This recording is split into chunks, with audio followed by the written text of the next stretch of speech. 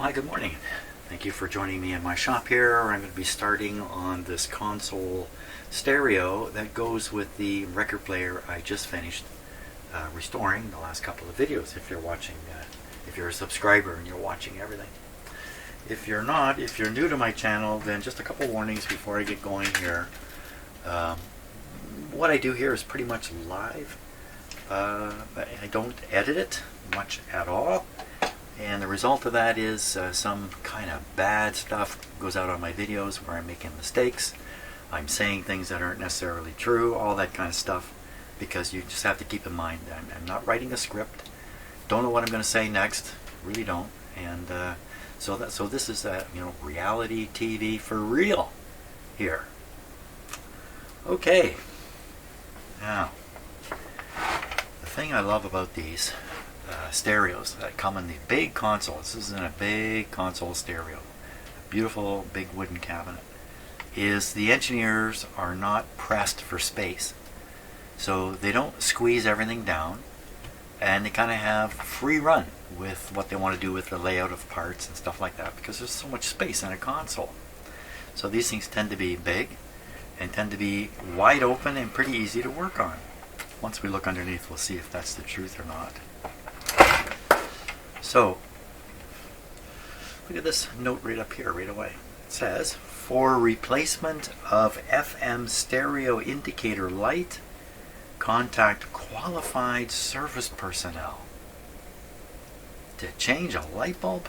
Wow, okay. Something must be very special about the light that's in here. So just looking at the top, we'll just kind of go over the part layout.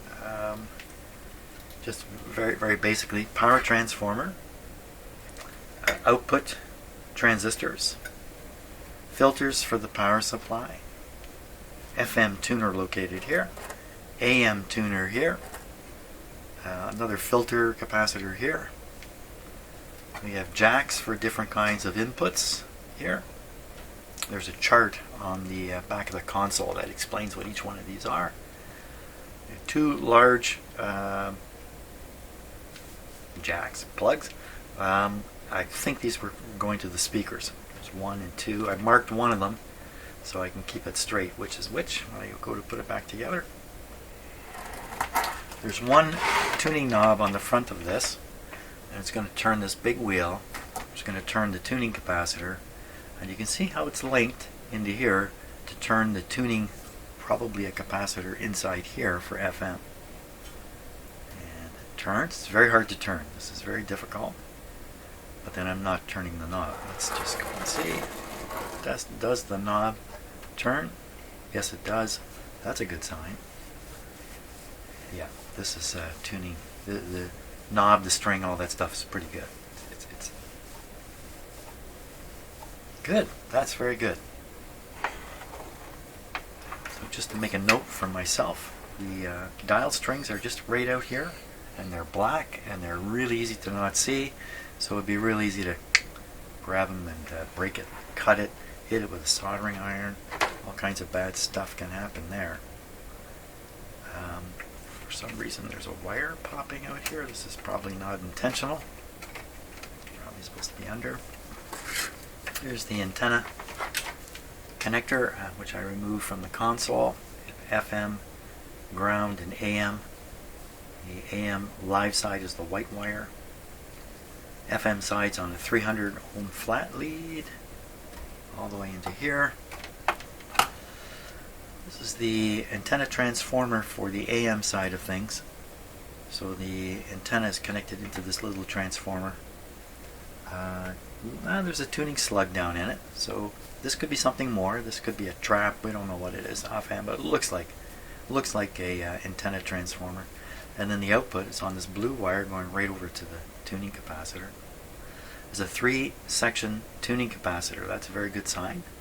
That's a good sign that this is has enough tuning in it to work well in the modern environment full of noises and interference and the like on AM radio.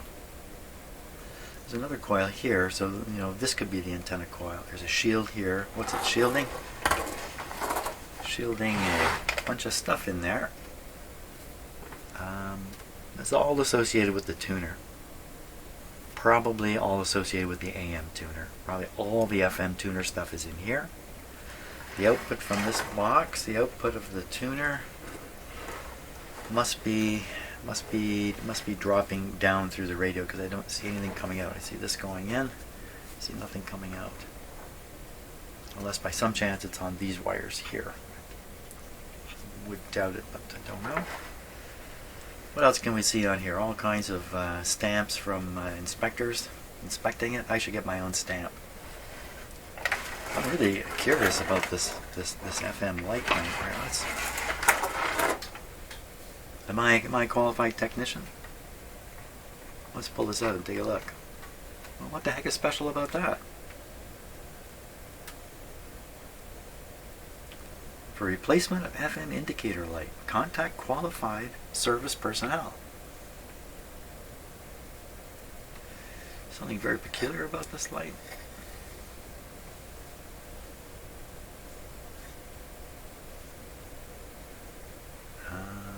So usually the numbers are written right on the side of it. Well, I don't see anything here. Again, looks like it's all scratched off anyway. I can't really see it. There's a W there. I don't know what. But otherwise, it just looks like an ordinary incandescent light bulb, like you would find anywhere. Why are you supposed to get... Now, notice there's only one wire coming into the light, so it must get its connection back to the chassis through the socket here, and you can see this little band of metal here.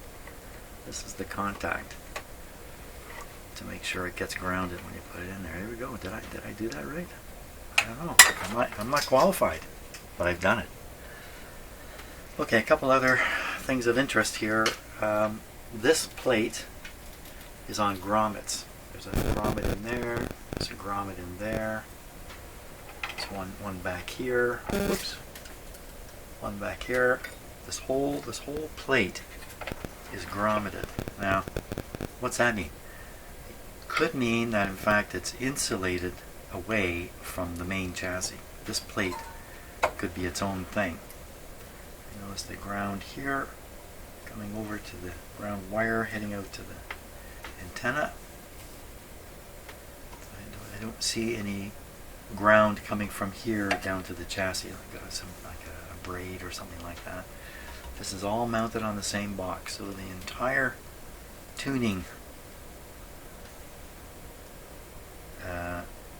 stages are up on this plate.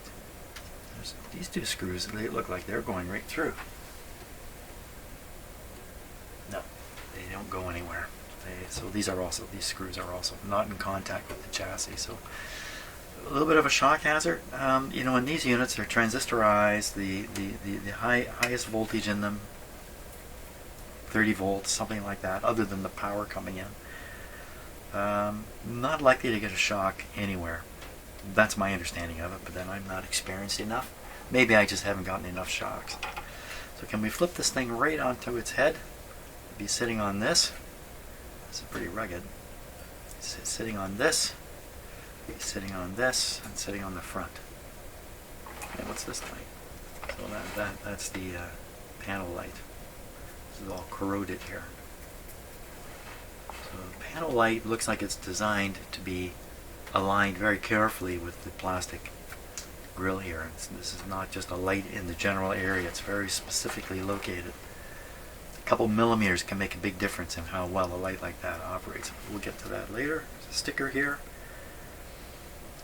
Power operated phonograph. They're actually calling this thing a phonograph still. Okay, not so sure I want to flip it over and lay it on this. So I could put it on its side. So put it on this side. Yeah, perfect. Put it on the side. And what's underneath it? Screwdriver.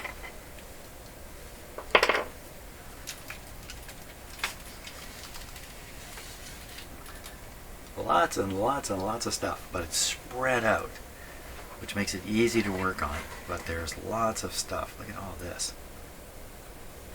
All these are all electrolytic capacitors. There are like a dozen of them in here. What is this?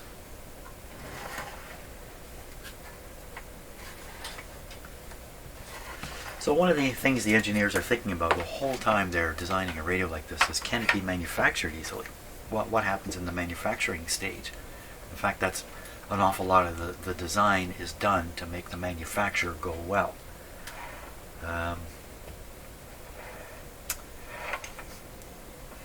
be a lot of work on one of these.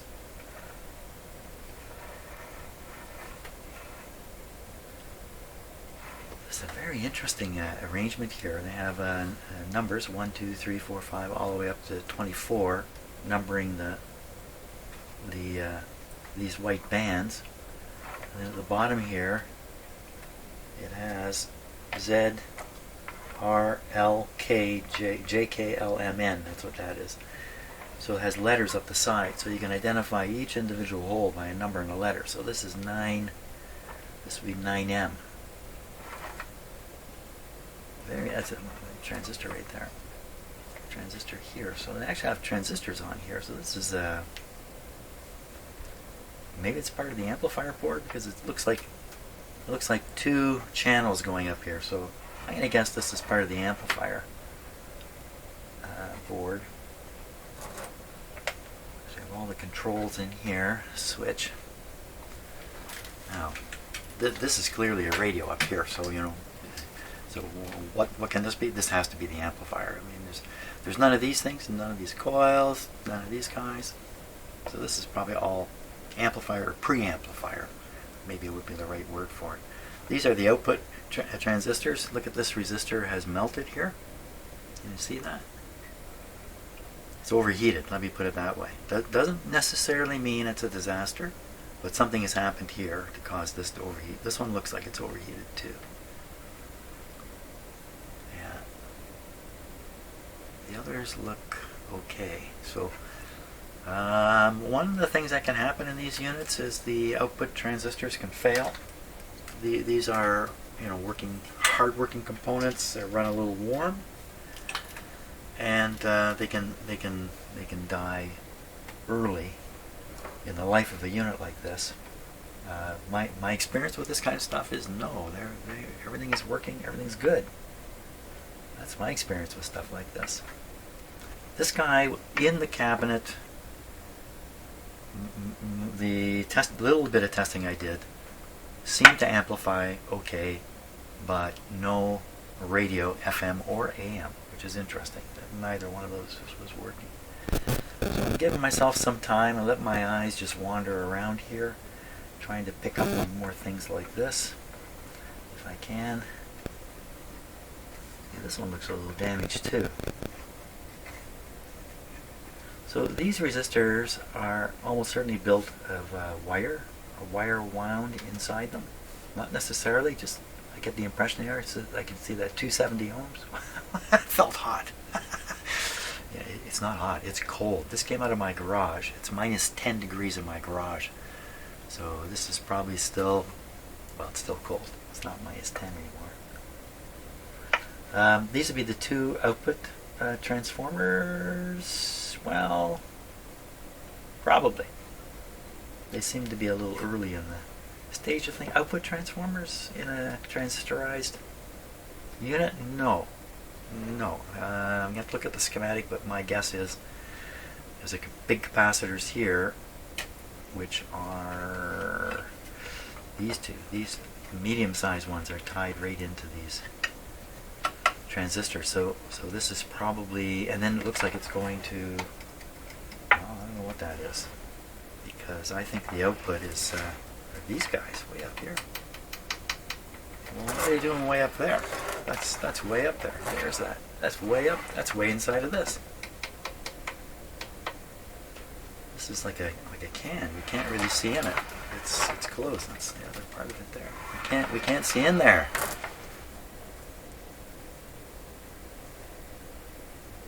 Well, this has to be for speakers, and it must be that the speaker.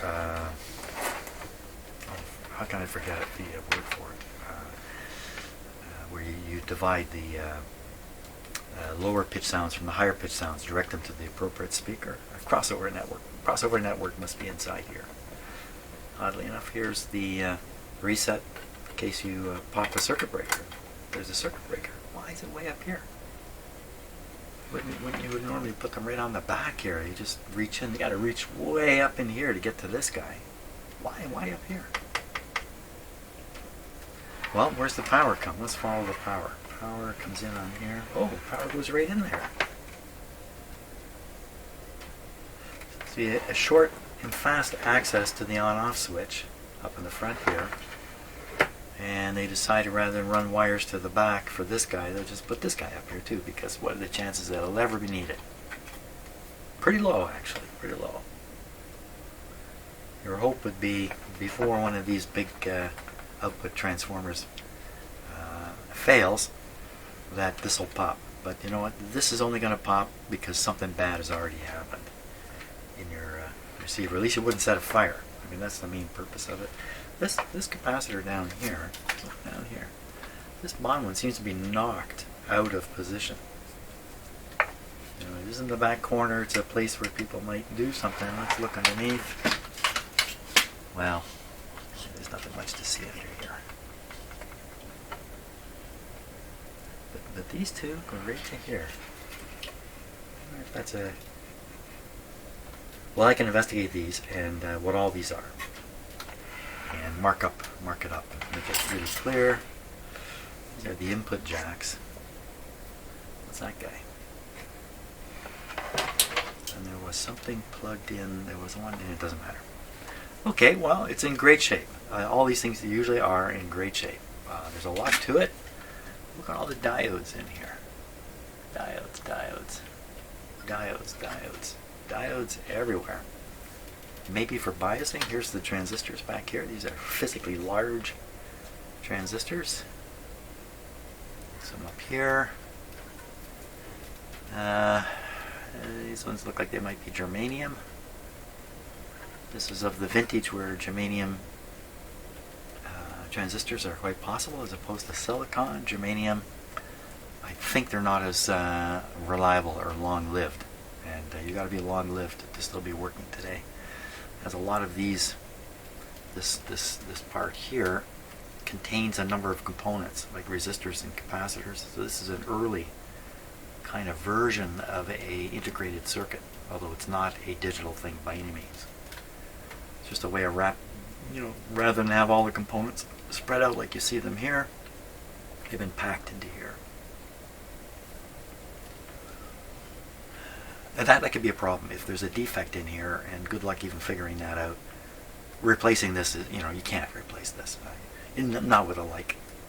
The chances of getting something exactly like this is pretty much nil. So if one of these is bad, that's a little more difficult. I mean, it's a lot. If a resistor like that is bad, or like the one down here, it's pretty easy to replace it. These are all highly reliable components.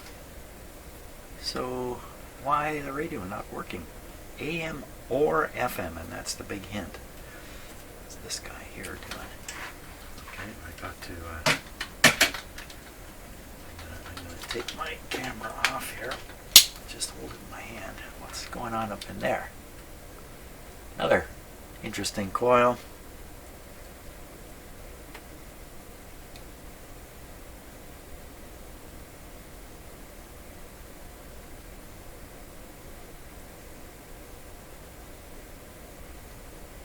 Just silent while I look at everything here.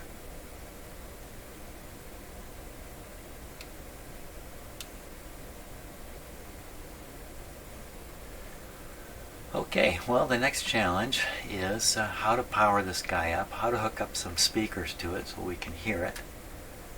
And that's basically the next challenge, how to power it up. Well, why don't we just carry on? Powering it up is easy. Plug it in. That's not too tough. Just plug it in. It does not have a polarized plug, but that's probably not in any way a deal. There's no fuses in here. Well, no, just circuit breaker. Circuit breaker up here. And these inputs are marked on the diagram that I took a photograph of. Very good. Okay, that's the whole tour. Now I know everything about this. absolutely everything has been revealed. So, have a little coffee, and then we're going to try to actually make this thing work in some way. Okay, let's look at a few photographs I took. This is right off the back of the console. And this is just a chart laying out various things, such as this is the receiver I have on my bench. Here's all the places for plugging stuff in. Here's where those two large speaker connectors are, and other stuff. There's stuff down here. There's the output transistors right there. This is a wiring diagram showing the crossover wiring and the arrangement between the three speakers. You have 1, 2, 3 speakers on each side, so it's a total of 6 speakers here. A tweeter, mid-range, and a woofer. And if we look at this long enough, this is just the wiring right to the speakers themselves. Look down here, here's the actual crossover wiring. You see a capacitor right there. There's a coil or an inductor right there. Switch here for remotes. Lots of information on this. Okay, let's go to the next image now. Yep, these might not be in order.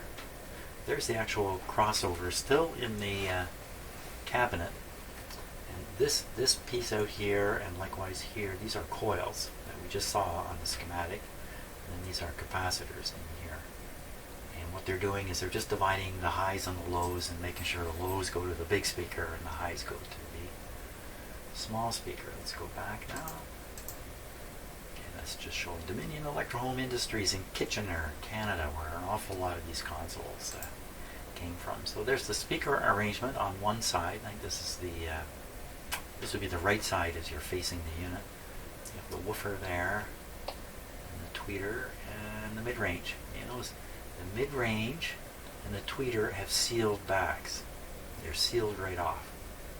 So the cone inside does not experience the air that's inside the cabinet here. And that might be, I don't know, I'm not an expert in this, but that could be because this big woofer is pounding away. It's moving a lot of air back and forth. It's upping and downing the air pressure inside here. This is hardly a sealed unit though, but just the same, some pressure waves could get to the back of the speaker. Maybe that's why they did it. I don't really know. That's my guess. Okay. On the back of the console, it has these switches for satellite and remote speakers. You see remotes and satellites, and for the life of me, I don't know what the difference is. Maybe somebody knows. Remotes on and off. Satellites. I don't know. I mean, there's 3 wires here, so maybe the satellite speakers are two-way speakers with a tweeter and a woofer, or tweeter and a large speaker. Maybe that's what's going on here. Remotes and satellite. I guess remotes, remote sounds like you would put this in another room.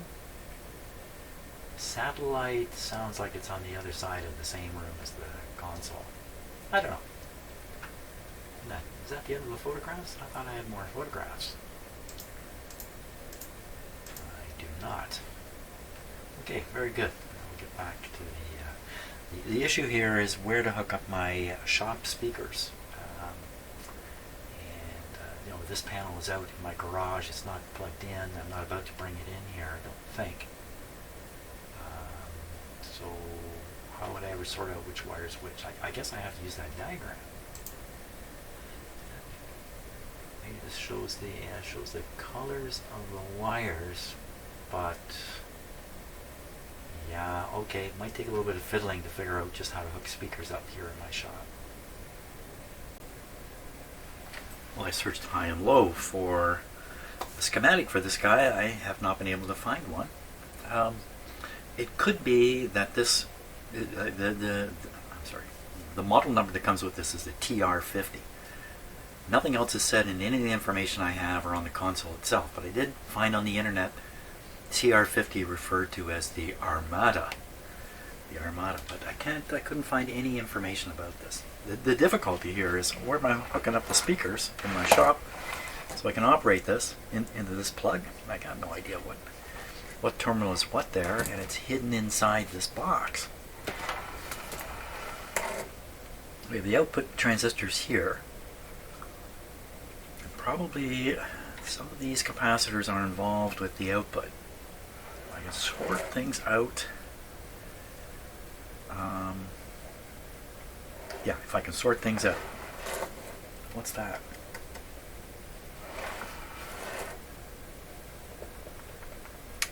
What are these? I'm going to find out. Okay, looks like I'm in luck. This is output for remote speakers here. And it's quite clear how it's wired.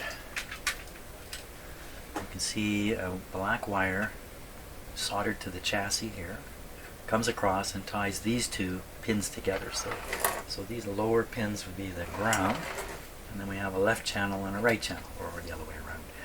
I'll hook my shop speakers up here, and it's just a matter of plugging it in and turning it on. And well, actually, it's a little more complicated than that. Got some buttons out here to sort out. Looks like a light right there. Stereo, automatic frequency control, power on off. I had trouble with this switch when it was out in my garage. Right satellite speaker, left satellite speaker, external audio. Probably external input. Just says audio. Well, we'll just push some buttons until some sound comes out. No sound came out before when the radio was playing, so what am I going to get? And by the way, how am I going to play the radio? I've got no antenna here at all. I need some kind of antenna connection on here. Not so much the AM side. Does the AM have a rod antenna? It does not. Really? No rod antenna. Just relying on a wire antenna for AM radio. Am I missing something up here? Yeah, no antenna. I'm surprised. Okay, let's just try the speakers right here. You know what? I'd rather leave the camera running. So this is my left speaker. Hook it up here. Now, of course, I won't necessarily have my speakers synchronized properly. We've never bothered to do that. So the other speaker, ground, and signals coming from here.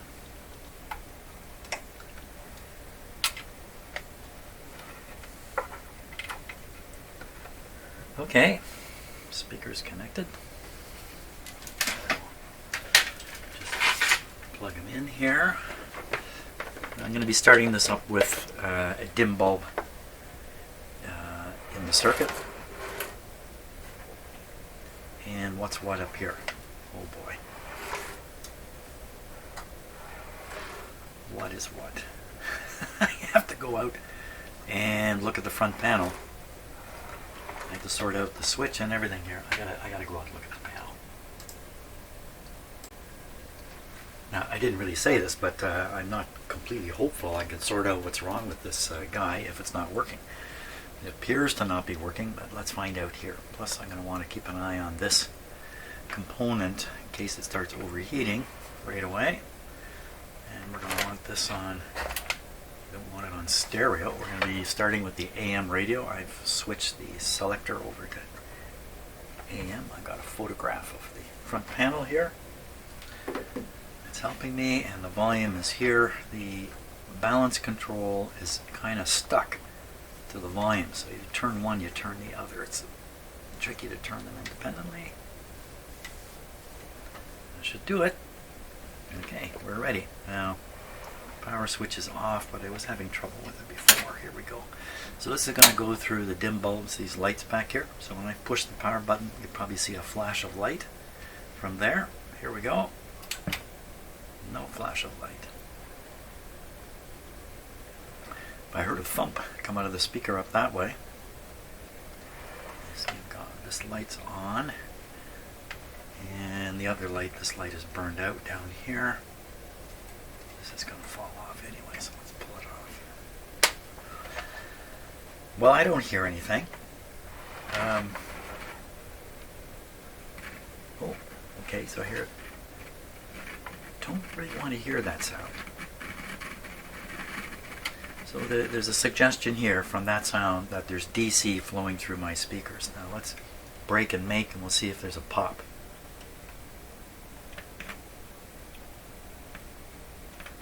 There is. Small pop. So probably the case that these capacitors are leaking a bit. Let's try the other speaker here. Oh, this is loose. There we go. A little bit of a pop there. Sometimes there's an adjustment for adjusting the balance of the two transistors that are working to try to resolve no current. But mainly it's these capacitors that should be blocking it. Serious problem? Don't think so. Now, we heard sound from both speakers, just the crackly. So I know I've got them connected. We're on the AM radio. Let's turn the volume up here. Okay, so we hear something. Let's tune.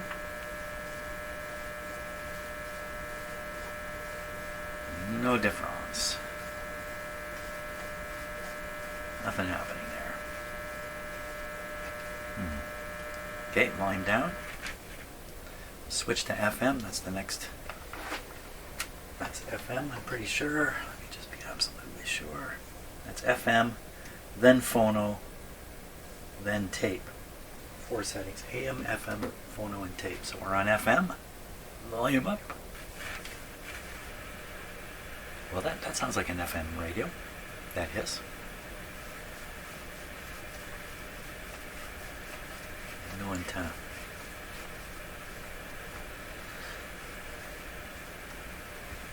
I can be an antenna. Doesn't seem to do a thing. So both AM and FM appear to be dead. Yet we can hear the FM, what sounds like the FM hiss.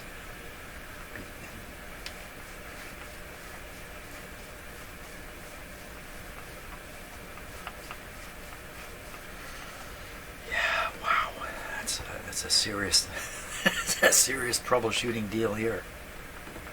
And no schematic. I don't have a schematic and really can't troubleshoot this thing with any kind of seriousness. Wow. Yeah, I don't know. I'm just going to poke around. I don't think that's the best approach here. I need some kind of... I need something. What if we put a very strong FM signal into it? Let's do that. So I have an FM piece of test equipment for FM radios that will produce an FM signal, and it's quite strong. Back you up here a little bit. Okay, so we're going to connect the output from the signal generator right on here.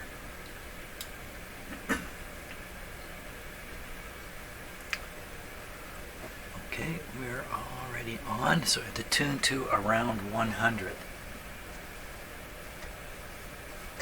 100 is right where we are. Not a thing. Nothing whatsoever.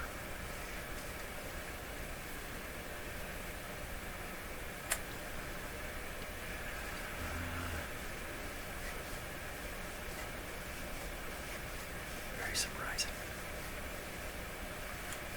She's dead, Jim. I got something not right. Am I on phono and think I'm on radio? Let's turn it down. Okay, so there should be 2 more snaps. 1, 2. Tape. Let's turn it up and hear it. Very silent. That's a good sign, in a sense. Tape, phono. The balance control is swinging here when I turn the volume up.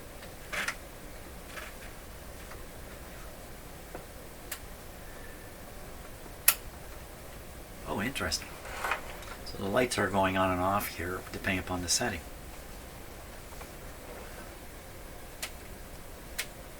That's AM, FM, and then you're got the other two settings. So no question, we're on FM. What about these buttons? These buttons could be a problem. Could they? Not likely.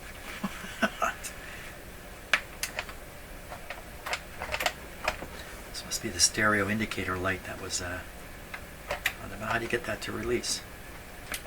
There it goes. Yeah, these buttons are a bit of a problem. There. EFC. Maybe that'll bring the magic on. No. Not going to do anything. I got around 100. There's just nothing coming through this radio at all. Nothing at all. Okay. Well, I think I'm going to have to stop for today. Got to go do some grocery shopping and other mundane things of life. So I think this is the end of the road for today. So not a good spot. But we're just starting. See ya.